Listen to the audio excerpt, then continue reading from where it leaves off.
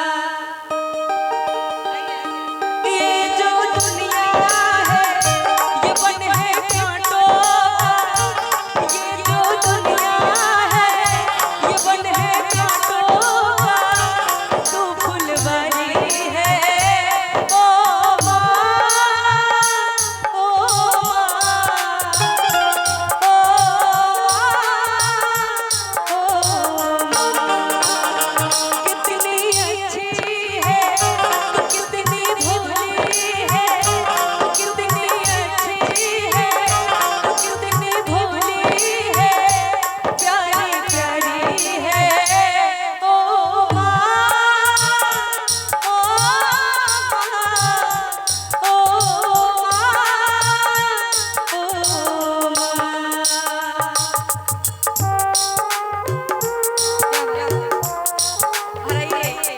माँ के हाथ बड़ा ही प्यारा आशीर्वाद प्रभु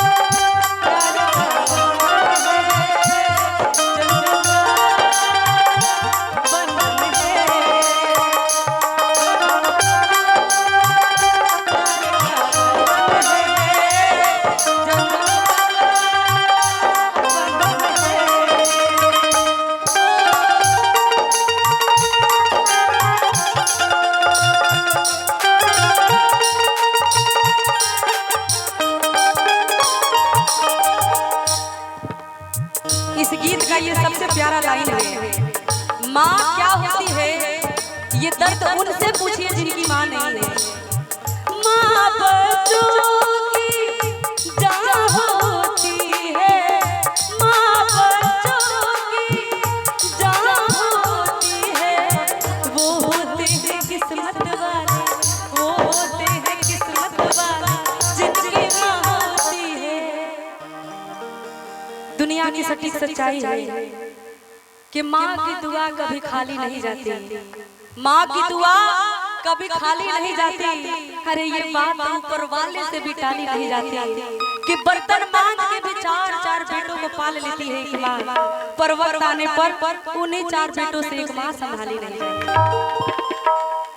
माँ बच्चों की जान होती है, माँ बच्चों की जान होती है, वो होते हैं किस्मत वाले वो होते हैं किस्मत वाले जिनकी माँ होती है कितनी शीतल है, कितनी सच्ची है, कितनी शीतल है, कितनी सच्ची है, प्यारी प्यारी है। ओ माँ, ओ माँ, ओ माँ, ओ माँ।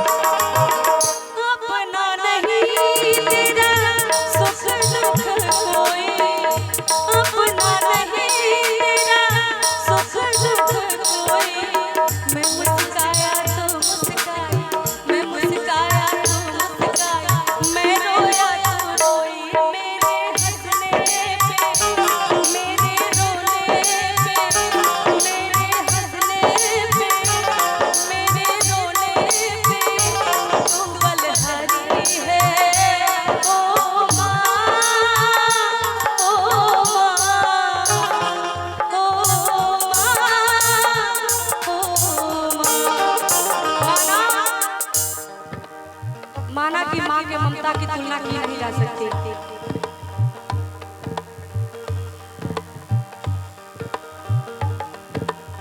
माँ के ममता की तुलना नहीं की जा सकती। तो क्या पिता का प्यार कम होता है? पिता का प्यार कम होता है? कम कोई नहीं है। माँ जब बच्चों को खिलाती है, अपने गोद में रखती है, अपने कमर पर बिठाती है और मन में सोचती है कि जहाँ तक मैं देख रही हूँ वहाँ तक मेरा बेटा देख सके। लेकिन पिता कंधे पे बच्चों को रखता है और ये सोचता है कि बेटा जहाँ तक मैं नहीं देख सकता वहाँ तक तू देखे। ये पिता होता है। चंदा ने पूछा तारों से, तारों ने पूछा हजारों से, चंदा ने पूछा तारों से, तारों ने पूछा हजारों से, सबसे प्यारा